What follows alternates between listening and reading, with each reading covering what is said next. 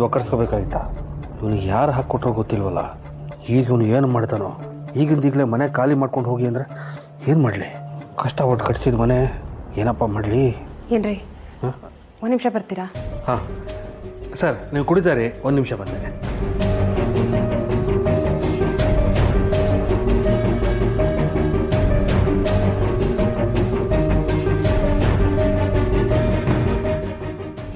ಏನ್ರಿ ಯಾವತ್ತು ಬರದೇ ಇರೋ ಓನರ್ ಇವತ್ತು ಬಂದಿದ್ದಾರೆ ಅಂತಂದ್ರೆ ಅವ್ರಿಗೆ ಯಾರೋ ಏನೋ ಹೇಳಿದ್ದಾರೆ ಅಂತ ಅರ್ಥ. ಯಾರು ಹೇಳಿರ್ಬೋದು?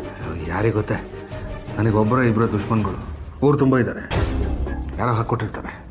ಥೂ, ಜನ ನೆಮ್ಮದಿಯಾಗಿ ಬದುಕೋದಕ್ಕೂ ಬಿಡಲ್ಲ. ನೋಡ್ರಿ, ಯಾವತ್ತಿದ್ರೂ ನಾವು ಅವ್ರ ಹತ್ರ ಮಾತಾಡಲೇಬೇಕಿತ್ತು. ಈಗ ಅವರೇ ಬಂದಿರೋದು ಒಳ್ಳೇದೇ ಆಯಿತು ಬಿಡಿ. ನೋಡಿ, ನೀವು ಅವ್ರ ಹತ್ರ ಸ್ವಲ್ಪ ಸಮಾಧಾನವಾಗಿ ಮಾತಾಡಿ ಮನೇನ ಹೇಗೆ ಉಳಿಸ್ಕೋಬೇಕು ಅನ್ನೋದ್ರ ಬಗ್ಗೆ ಯೋಚನೆ ಮಾಡಿ. ಖಂಡಿತ ಕಣೆ, ಅದನ್ನು ನಾನು ನೋಡ್ಕೊತೀನಿ. ಮನೆ ಪತ್ರ ತಮ್ಮ. ಹಾಂ,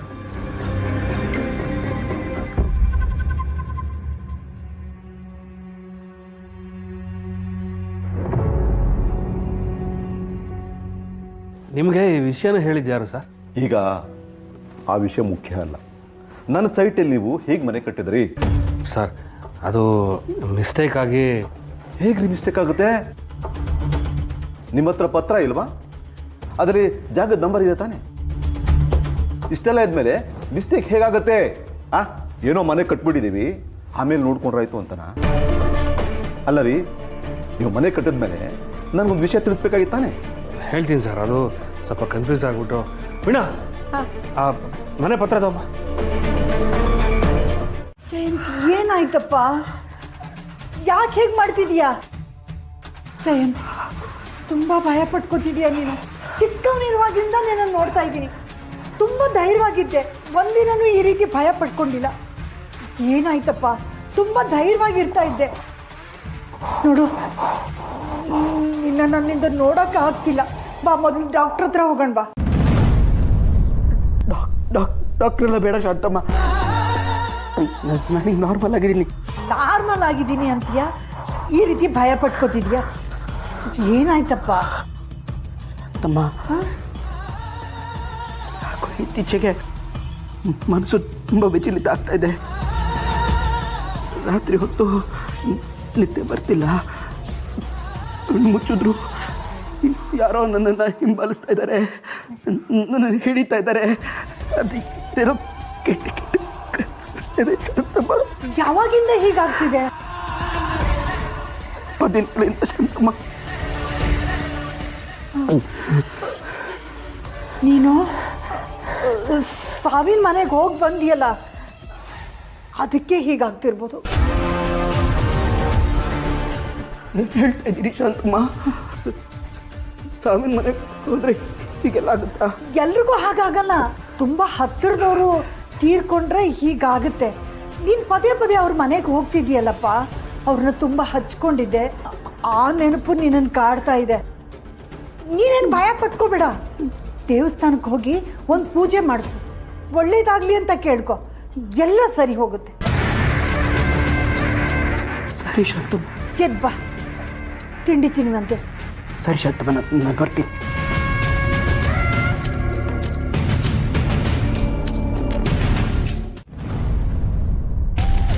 ಆ ಸೈಟ್ ಓನರ್ನ ಕಳಿಸಿ ಹೀಗೆಲ್ಲ ಮಾಡ್ತಿರೋದು ಆ ಜವರೇಗೌಡನೇ. ತಗೊಂಡಿದ್ದ ದುಡ್ಡು ಚುಕ್ತಾ ಮಾಡಿ ಬಂದ ಮೇಲೂ ಯಾಕೆ ಹಿಂಗೆ ಮಾಡ್ತಿದ್ದಾನೆ?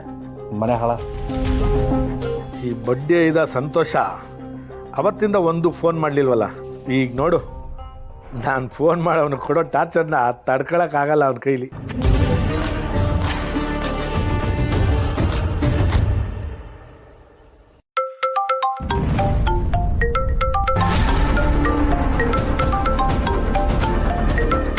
ಇವನು ಯಾಕೆ ಮಾಡ್ತಿದ್ದಾನೆ? ದುಡ್ಡು ತಗೊಂಡು ನನಗೆ ಹಿಂಗೆ ಟೆನ್ಷನ್ ಕೊಡ್ತಿದ್ದಾನಲ್ಲ. ಥೂ, ಫೋನ್ ಎತ್ತಿಲ್ಲ ಅಂದರೆ ಅದಕ್ಕೆ ಇನ್ನೇನು ಮಾಡ್ತಾನೆ ಏನೋ. ಹೇಳಿ. ಓ ಲೇ ಬಡ್ಡಿ ಇದ ನಂಬರ್ ನೋಡ್ಬಿಟ್ಟು ಇವನ್ಯಾಕೆ ಫೋನ್ ಮಾಡ್ದ ಅಂತ ಅನ್ಕೋತಾ ಇದ್ಯಾ ಅಲ್ವಾ? ಅನ್ಕಳ್ಳಿ ಅಂತಾನೆ ಕಲ್ಲ ಫೋನ್ ಮಾಡಿದ್ದು. ಲೇ ಬಡ್ಡಿ ಇದ ಏನಂದ್ರು ಸೈಟ್ ಓನರು? ರೇ ಸ್ವಾಮಿ, ನಿಮ್ಮ ಮನೆ ತಕೊಂಡೋಗಿ ನಿಮ್ಮ ಸೈಟಲ್ಲಿ ಹಾಕೊಳ್ಳಿ, ನಮ್ಮ ಸೈಟ್ನ ನಮಗೆ ಬಿಟ್ಕೊಟ್ಬಿಡಿ ಅಂದ್ರ? ಹಾಂ, ಅದಕ್ಕೆ ನೀನೇನಂದಪ್ಪ? ಬೇಕಾದ್ರೆ ಮನೆ ಉಳ್ಸ್ಕೊಂಬಿಡಿ, ನಮ್ಮ ಸೈಟ್ನ ನಮಗೆ ಬಿಟ್ಕೊಟ್ಬಿಡಿ ಅಂದ ಅಂದಿರ್ತೀಯ ಬಿಡು ಬಡ್ಡಿ ಆಯ್ದ ನೀನು ನೀನು ನನಗೆ ಕಾಲು ಎಳ್ದೋದನಲ್ವಾ ಅಲ್ಲಕಲ್ಲ ನನ್ನ ಹತ್ರಕ್ಕೆ ಬಂದು ಬೇಡ್ಕೊಂಡು ನನ್ನ ಹತ್ರನೇ ದುಡ್ಡು ತಗೊಂಡು ನಿನ್ಗೆ ಒಳ್ಳೇದಾಗಕ್ಕಿಲ್ಲ ನೀವು ಅನುಭವಿಸ್ತೀರ ಅಂತ ಶಾಪ ಹಾಕ್ಬಿಟ್ಟು ಹೋದಲ್ಲ